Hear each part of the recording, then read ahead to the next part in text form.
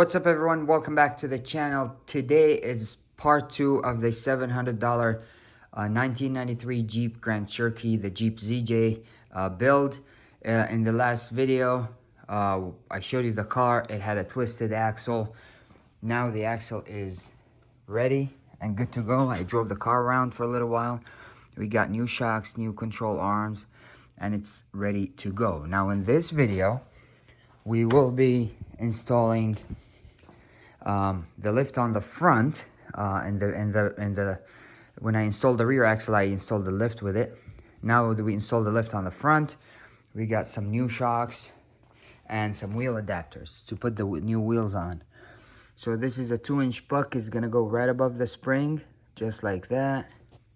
And we have some Rancho shocks and some wheel adapters that are gonna go on like this. Yep, there you go. And then they're gonna allow us to install the new wheels and also give us an 1.25 inch, which will be really nice. So this is the plan for today. After I get those installed on the front, you know, and all the hub adapters and the new wheels, this thing's gonna be looking sick. It is. If you didn't watch part 1, it is so nice. It is so clean. It's incredible. It looks like it's been in a time capsule for the past 30 years. I mean, the thing is just insanely clean. Like, check this out. Absolutely beautiful. Beautiful vehicle. It has clean body, some fading from the sun, but amazing shape for a 30-year-old vehicle.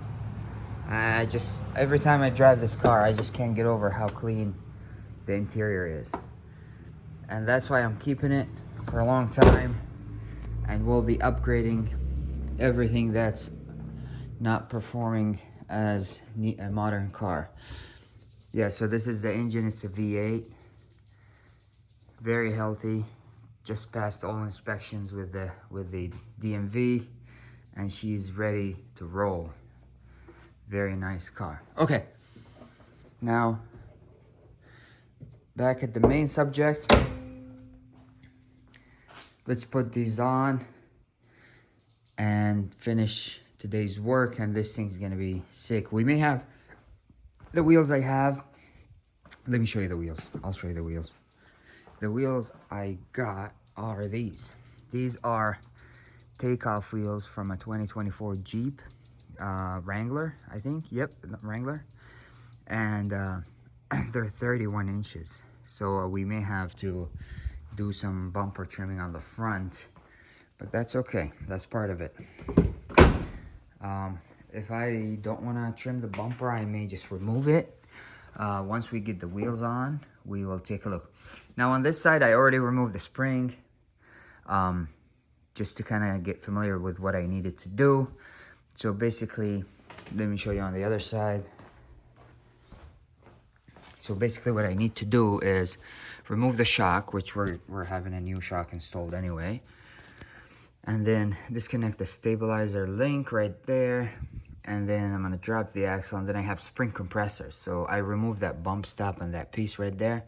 And then I compress the spring as much as possible, and then it comes out. I slide the pucks in and then reverse everything. So I will start working on that, and I'll see you guys in a little bit. And check this out. The pucks are in.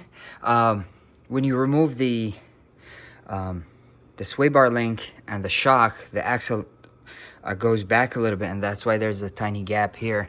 But on the other side is done as well. I have the jack underneath it, and you can see how nice and flush it is. It looks really good.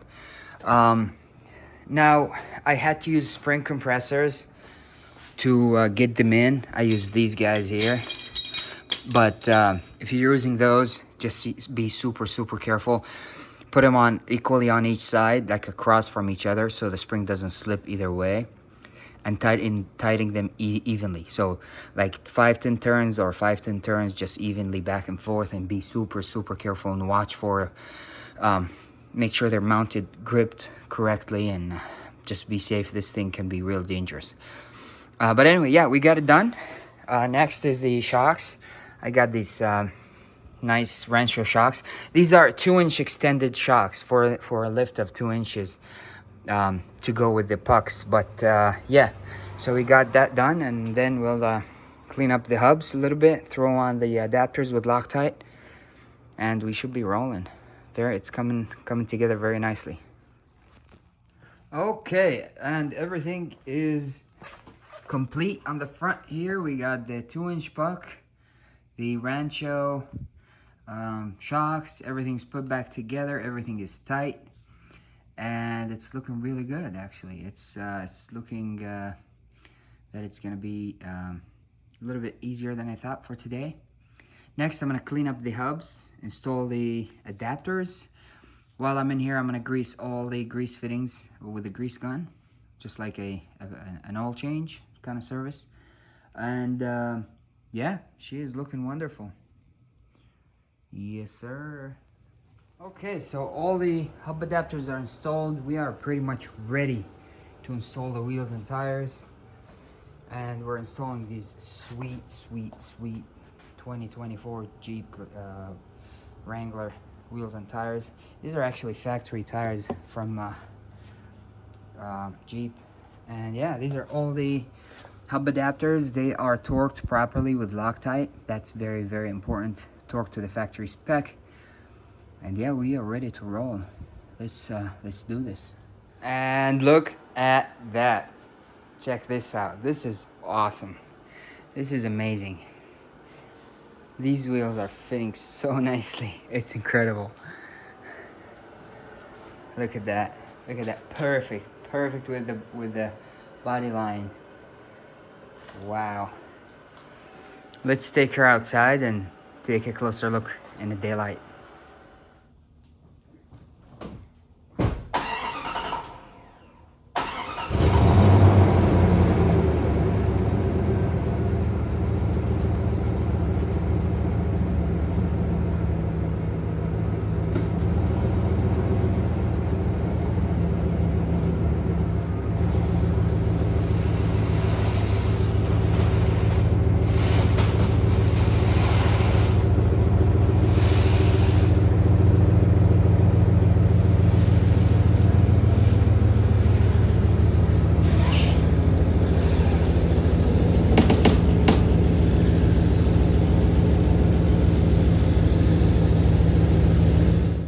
And check this out. It looks amazing.